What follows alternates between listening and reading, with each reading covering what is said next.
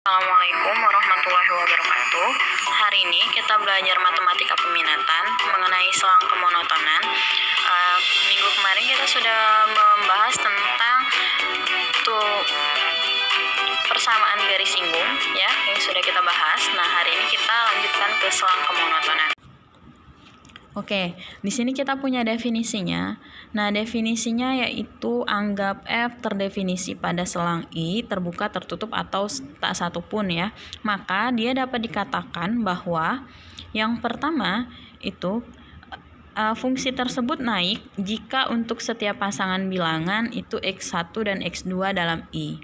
Nah, bisa juga yang kedua, fungsi F itu turun pada I jika untuk setiap pasangan bilangan X1 dan X2 dalam I. Yang ketiga itu ya adalah fungsi tersebut monoton murni pada I jika F naik pada I atau turun pada I ya. Nah, lanjut ke itu hanya definisi ya. Definisi itu kayak seperti pengertian. Nah, di sini yang akan kita bahas adalah turunan pertama dan kemonotonannya. Jadi di sini Miss punya teoremanya, ada 5 ya teoremanya. Yang pertama itu ketika turunan pertama dari fungsi tersebut f aksen x bertanda positif atau f aksen x itu lebih besar dari 0, maka kurva fungsinya dalam keadaan naik. Nah, dia itu disebut sebagai fungsi naik. Sedangkan kalau fungsi turunan pertamanya itu bertanda negatif atau f aksen x-nya lebih kecil dari 0 ya, negatif kan, maka kurvanya itu dalam keadaan turun dan dia disebut sebagai fungsi turun. Yang ketiga, ketika f aksen x itu bersifat netral atau sama dengan 0, tidak positif dan tidak negatif, maka dia kurvanya dalam keadaan diam dan fungsi tersebut juga diam sehingga tidak naik dan tidak turun. Dia juga disebut sebagai fungsi stasioner ya. Terus yang keempat itu jika f aksen x lebih besar sama dengan, beda ya antara 1 dan 4. Kalau yang 1 hanya lebih besar, kalau yang 4 itu lebih besar sama dengan, maka kurva fungsi tersebut tidak pernah turun, artinya dia selalu naik ya. Dan yang kelima itu f aksen x lebih kecil sama dengan 0, maka kurva fungsinya tidak pernah naik atau selalu turun ya. Oke, kita lanjut ke diketahui fungsi f aksen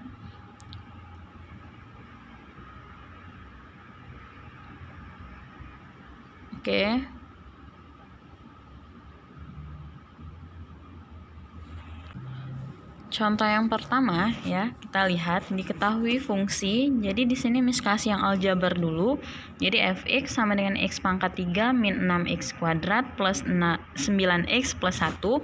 Yang ditanya adalah interval fungsi selalu naik dan interval fungsi selalu turun ya. Berarti kita pakai teorema yang keempat dan yang kelima ya, selalu naik dan selalu turun. Artinya kalau selalu naik dia tidak pernah turun, kalau selalu turun dia tidak pernah naik ya. Penyelesaiannya, pertama kita harus turunkan dulu fungsi tersebut. Jadi kalau kita turunkan, pangkatnya turun ya. Jadi 3x pangkat 3 min 1 minus 6 dikali 2 turunan pangkatnya x 2 min 1 plus 9. Karena dia 9x, kalau diturunkan jadi 9 plus 1-nya itu kalau diturunkan jadi 0. Jadi plus 9 saja. Maka hasil akhirnya adalah 3x kuadrat min 12x plus 9. Nah, lalu karena dia kurva fungsi fx selalu naik, berarti f aksen x lebih besar sama dengan ya, itu Miss kurang saja, lebih besar sama dengan 0. Maka jadinya adalah 3x kuadrat min 12x plus 9 lebih besar sama dengan 0 sesuai teoremanya. Nah, di sini kita bagi 3 semuanya. Jadi kalau kita bagi 3 jadilah x kuadrat min 4x plus 3 lebih besar sama dengan 0. Lalu kita faktorkan, kalau difaktorkan jadinya x min 1 dan x min 3 lebih besar dari 0. Ingat pembelajaran kita di kelas SMP atau SMA kelas 10, itu kalau misalnya dia lebih besar ya, pertidaksamaan, artinya dia menggunakan atau. Nah, jadi di sini x lebih kecil sama dengan 1 atau X lebih besar sama dengan 3 itu adalah selalu naik ya. Jadi kesimpulannya, interval X agar kurva fx selalu naik adalah X lebih kecil sama dengan 1 atau X lebih besar sama dengan 3. Nah, yang kedua itu adalah ketika kurva fungsi fx selalu turun, artinya f aksen X lebih kecil sama dengan 0 ya. Nah, jadinya kalau lebih kecil sama dengan 0 tetap sama, hanya berganti tanda, lalu tetap sama juga dibagi dengan 3 sehingga x kuadrat min 4x plus 3 lebih kecil sama dengan 0. Lalu difaktorkan. Nah, kalau lebih kecil sama dengan 0, aturan pertidaksamaannya adalah menggunakan di antara. Jadi dia di tengah-tengah. X lebih besar sama dengan 1 dan X lebih kecil sama dengan 3 ya. Maka kesimpulannya adalah interval X agar kurva fx selalu turun adalah X lebih besar dari 1 dan X lebih kecil sama dengan 3 ya. Oke, itu yang pertama. Nah, yang kedua, Miss kasih contoh untuk yang trigonometri. Fx sama dengan sin 2x. Maka untuk X lebih besar sama dengan 0 derajat dan X lebih kecil sama dengan 360 derajat ya. Yang ditanya adalah interval naik, sehingga penyelesaiannya adalah sama persis. Jadi yang pertama kita harus menurunkannya. Jadi fx sin 2x itu kalau kita turunkan jadi 2 cos 2x. Nah, setelah itu karena dia interval naik ya, tidak pakai selalu, artinya f aksen x lebih besar dari 0. Kita buat 2 cos 2x lebih besar dari 0. Sehingga kalau kita sederhanakan cos 2x itu lebih besar dari 0. Nah, kalau kita sudah pakai cos 2x lebih besar dari 0, artinya kita menentukan titik batas. Nah, di sini bedanya yang aljabar dengan yang trigono. Menentukan titik batas itu kita misalkan saja cos 2x itu sama dengan 0. Lalu artinya dia punya banyak kemungkinan karena cos yang nilainya 0 itu ada beberapa nilai.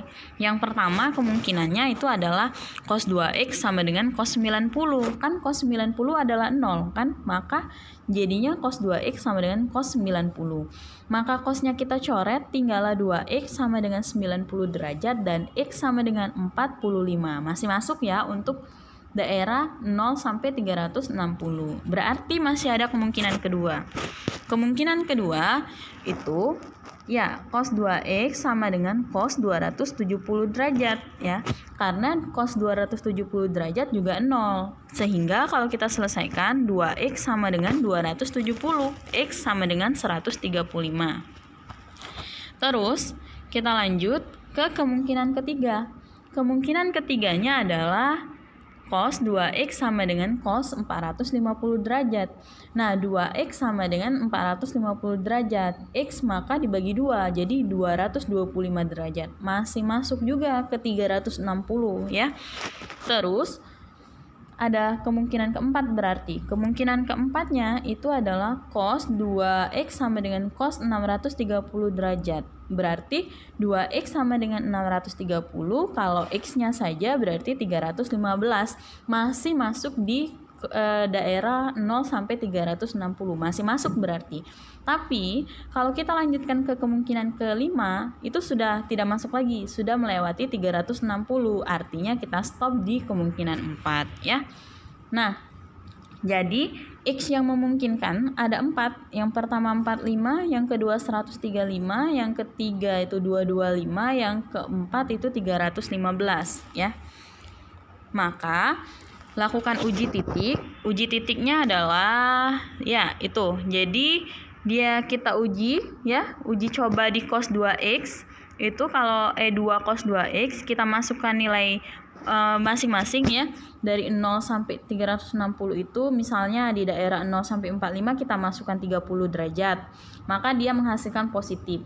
Terus dari 45 ke 135 kita masukkan nilai 60 misalnya. Nah hasilnya jadi negatif. Coba 2 cos 2 kali 60 ya, berarti dia minus. Nah itu negatif. Karena kita mengambilnya daerah internal yang naik ya, tuh fungsi naik, maka kita ambil yang positif. Sehingga kalau kita buat hasilnya Yang pertama itu adalah 0 sampai ke 45.